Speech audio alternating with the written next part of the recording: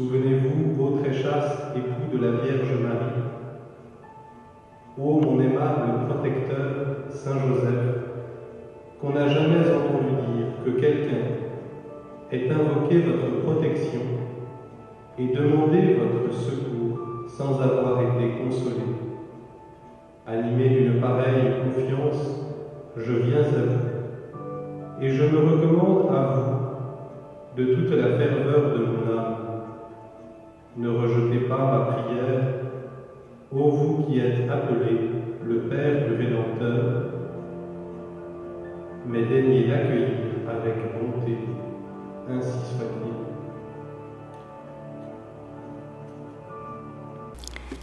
Extrait de la lettre apostolique Patris Cordé du Saint-Père François à l'occasion du 150e anniversaire de la déclaration de Saint Joseph comme patron de l'Église universelle. Père dans l'accueil. Joseph accueille Marie sans fixer de conditions préalables. Il se fie aux paroles de l'ange. La noblesse de son cœur lui fait subordonner à la charité ce qu'il a appris de la loi. Et aujourd'hui, en ce monde où la violence psychologique, verbale et physique envers la femme est patente, Joseph se présente comme une figure d'homme respectueux, délicat, qui, sans même avoir l'information complète, opte pour la renommée, la dignité et la vie de Marie. Et dans son doute sur la meilleure façon de procéder, Dieu l'aide à choisir en éclairant son jugement. Bien des fois, des événements dont nous ne comprenons pas la signification surviennent dans notre vie. Notre première réaction est très souvent celle de la déception et de la révolte.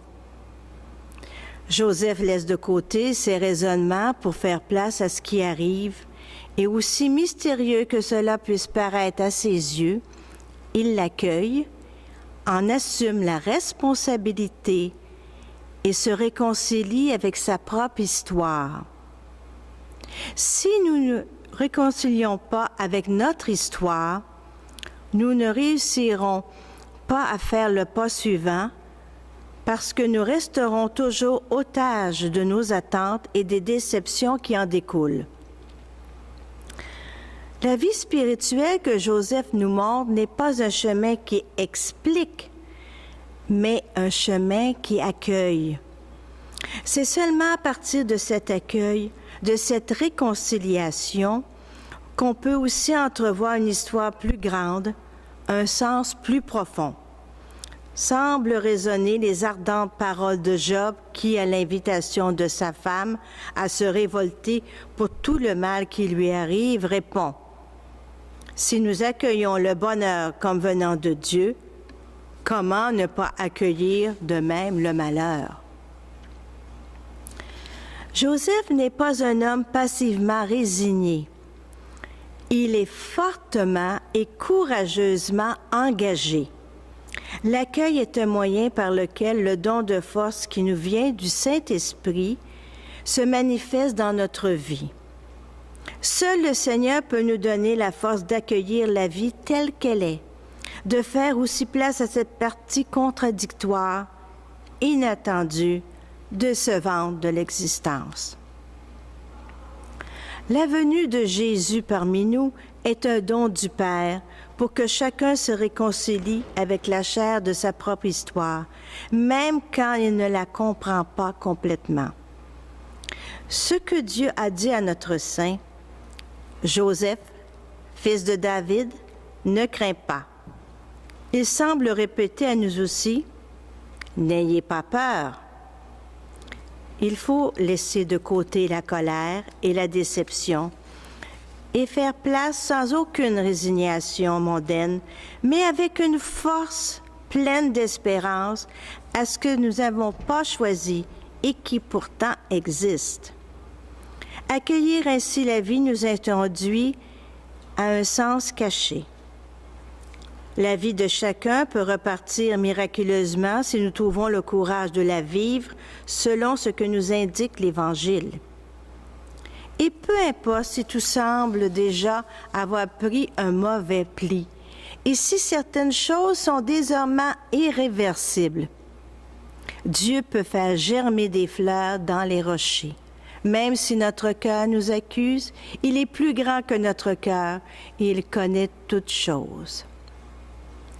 Le réalisme chrétien qui ne rejette rien de ce qui existe revient encore une fois. La réalité, dans sa mystérieuse irréductibilité et complexité, est porteuse d'un sens de l'existence avec ses lumières et ses ombres. C'est ce qui fait dire à l'apôtre Paul, « Nous savons qu'avec ceux qui l'aiment, Dieu collabore en tout pour leur bien. » Et saint Augustin ajoute, « Même en ce qui est appelé mal, etiam illud quod malum dicitur, dans cette perspective globale, la foi donne un sens à tout événement heureux ou triste. » Loin de nous alors de penser que croire signifie trouver des solutions consolatrices, faciles. La foi que nous a enseignée le Christ est au contraire celle que nous voyons en Saint Joseph qui ne cherche pas de raccourcis, mais qui affronte les yeux ouverts ce qui lui arrive en assumant personnellement la responsabilité. L'accueil de Joseph nous invite à accueillir les autres sans exclusion, tels qu'ils sont, avec une prédilection pour les faibles, parce que Dieu choisit ce qui est faible. Il est père des orphelins, justicier des veuves, et il commande d'aimer l'étranger. Je veux imaginer que pour la parabole du Fils prodigue et du Père miséricordieux, Jésus se soit inspiré des comportements de Joseph. Prière à Saint Joseph du cardinal Léon Joseph Souanen. Saint Joseph, maître de la vie intérieure, apprends-nous à vivre au quotidien dans l'intimité de Jésus et de Marie et dans l'abandon confiant à l'amour de Dieu le Père. Saint Joseph, protecteur de la famille de Nazareth, nous te confions l'avenir de nos familles, qu'elles soient des foyers d'accueil et d'amour.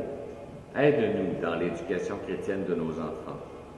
Saint Joseph, modèle des travailleurs, nous te confions notre travail quotidien, qu'il contribue au bien-être de tout homme. Aide-nous à l'accomplir en esprit de service. Nous te prions pour toute personne à la recherche de travail. Saint Joseph, gardien fidèle de l'Église, à qui Dieu a confié la garde des mystères du salut, inspire les chrétiens d'être des témoins fidèles de l'Évangile, toujours et partout au cœur du monde, si douloureusement en quête de fraternité et de paix. Amen. Noble époux de Marie, dit objet de nos chants, notre cœur t'en supplie, veille sur tes enfants, veille, veille sur tes enfants, veille, veille sur tes enfants. Dans le texte du pape François que nous venons de lire aujourd'hui, qui est un extrait de la lettre apostolique Patrice Cordé, il nous est parlé principalement de cet abandon profond de Saint Joseph à la divine providence. C'est important dans notre vie d'apprendre à s'abandonner pleinement à la divine providence. Alors pourquoi? D'abord, qu'est-ce que la divine providence? La divine providence, c'est une expression qui parle de la bienveillance de Dieu le Père, qui en tout temps, en toutes circonstances, s'occupe de nous, veille sur nous et met sur notre route des personnes et les événements que nous avons besoin pour grandir dans l'amour de Dieu puis entrer pleinement dans son projet de sainteté. Mais en même temps, qui nous utilise nous aussi, il nous met sur la route de des personnes, il nous met dans des événements pour que nous puissions collaborer à son œuvre dans ce monde ou pour la vie dans son œuvre pour d'autres personnes. Dans toutes les grandes spiritualités catholiques est toujours inclus une telle confiance en Dieu, une telle foi, qu'elle s'exprime justement dans l'abandon confiant à la divine providence, où Dieu se manifeste dans les événements. Nous voyons ça en particulier dans la vie des fondateurs de l'Église du Canada et très fortement dans la vie de Jeanne Mance, qui n'est pas encore béatifiée, mais nous savons qu'elle est une sainte. On va revenir avec Saint Joseph. C'est important de penser que la plupart d'entre nous, notre vie n'est pas devenue ce que nous avions pensé qu'elle deviendrait. Et si on est jeune, notre vie ne deviendra probablement pas ce que nous pensons qu'elle va devenir. Elle le devient parfois en partie parce qu'on a travaillé fort pour développer un métier, parce qu'on a choisi la bonne personne pour se marier, par exemple. Mais il y a des grands pans de notre vie qui se développent différemment de ce que nous avions pensé, parce que constamment dans la vie des êtres humains, il y a des événements qui nous obligent à nous réajuster. Et ces réajustements-là changent notre vie. Et c'est ce qui fait la trame de nos vies, c'est ce qui fait l'histoire de chacun de nous et l'histoire de ce monde aussi. C'est très important dans la vie spirituelle de développer cette capacité de s'ajuster constamment au changement de la vie. Très souvent, on voudrait, quand on a trouvé un certain bonheur, on voudrait le figer et que ça dure toujours. Et ça ne fonctionne pas. On finit par être brisé parce que le vrai bonheur, c'est pas quelque chose de figé. Hein? C'est quelque chose qui est toujours dynamique. Un jour, il y a un père de famille extraordinaire, un homme que j'admirais, qui est un homme latino-américain qui vit à Montréal. Et un jour, il m'a dit, « Robin, tout s'est mis à m'y aller quand j'ai compris que c'était moi qui devais m'ajuster à ma femme et mes enfants. » Il m'a dit, pendant 4 ans, les 4 premières années où on a eu 3 ou 4 enfants en ligne, il dit, là, c'était l'enfer pour moi, je voulais toujours quitter la famille. Et quand j'ai compris que c'était à moi de m'ajuster, parce que je voyais que mes enfants se transformaient chaque année et qu'il fallait s'ajuster pour les aider, et quand je me suis mis à m'ajuster à eux, tout s'est mis à bien aller dans la famille et pour moi, et moi je me suis transformé et je suis vraiment heureux. Moi je reconnaissais dans cet homme le charisme de la paternité tellement il était un père magnifique et absolument rayonnant. Dieu, dans sa divine providence, met sur le chemin de nos vies tout ce qu'il nous faut pour entrer dans le plan de Dieu.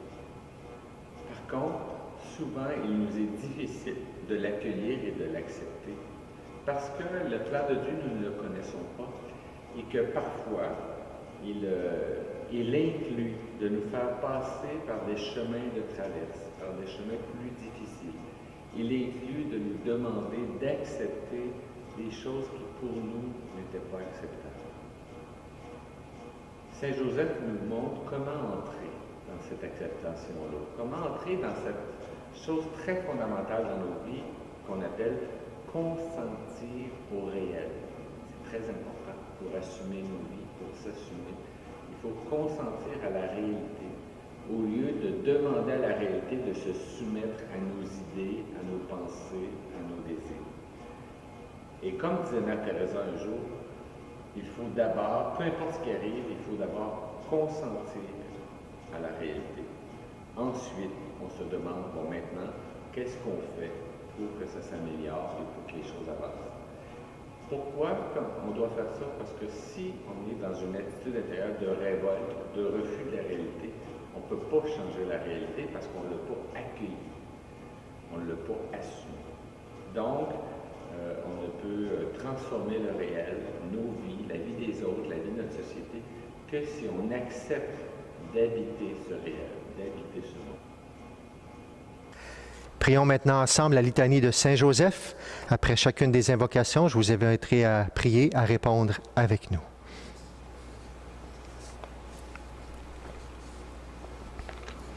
Seigneur, aie pitié de nous. Seigneur, aie pitié de nous. Jésus-Christ, aie pitié de nous. Jésus-Christ, aie pitié de nous. Seigneur, aie pitié de nous. Seigneur, aie pitié de nous. Jésus-Christ, écoute-nous. Jésus-Christ, exauce-nous. Jésus-Christ, exauce-nous. Père du ciel qui est Dieu, aie pitié de nous. Pitié de nous. Fils rédempteur du monde qui est Dieu, aie Pitié de nous. Esprit Saint qui est Dieu, Aie pitié de nous. Trinité Sainte qui est un seul Dieu, Aie pitié de nous. Sainte Marie, priez pour nous. Saint Joseph, Priez pour nous. honneur de la famille de David, Priez pour nous. gloire des patriarches, Priez pour nous. époux de la Mère de Dieu, Priez pour nous. chaste gardien de la Vierge, Priez pour nous. nourricier du Fils de Dieu, Priez pour nous. vigilant défenseur du Christ, Priez pour nous. chef de la Sainte Famille, Priez pour nous. Joseph très juste, Priez pour nous. Joseph très chaste, Priez pour nous. Joseph très prudent, Priez pour nous. Joseph très courageux, Priez pour nous. Joseph très obéissant, Priez pour nous. merveille de patience, Priez pour nous. ami de la pauvreté, Priez pour nous. modèle des travailleurs, Priez pour nous. honneur de la vie de foyer, Priez pour nous. gardien des vierges, Priez pour nous. soutien des familles, Priez pour nous. consolation des malheureux, Priez pour nous. espérance des malades, Priez pour nous. patron des mourants, Priez pour nous. terreur des démons, Priez pour nous. protecteur de la Sainte Église, Priez pour nous. agneau de Dieu qui efface les péchés du monde, pardonne-nous, Seigneur. Pardonne-nous, Seigneur. Agneau de Dieu qui efface les péchés du monde, exauce-nous, Seigneur. Exauce-nous, Seigneur. Agneau de Dieu qui efface les péchés du monde, prends pitié de nous. Prends pitié de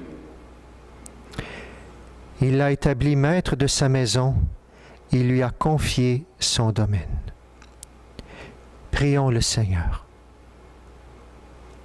Seigneur, ta divine providence a choisi Saint Joseph pour être l'époux de ta Sainte Mère. Fais qu'en nous mettant ici-bas sous sa protection, nous méritions de l'avoir pour intercesseur dans le ciel. Toi qui vis et règnes avec le Père et le Saint-Esprit, Dieu pour les siècles des siècles.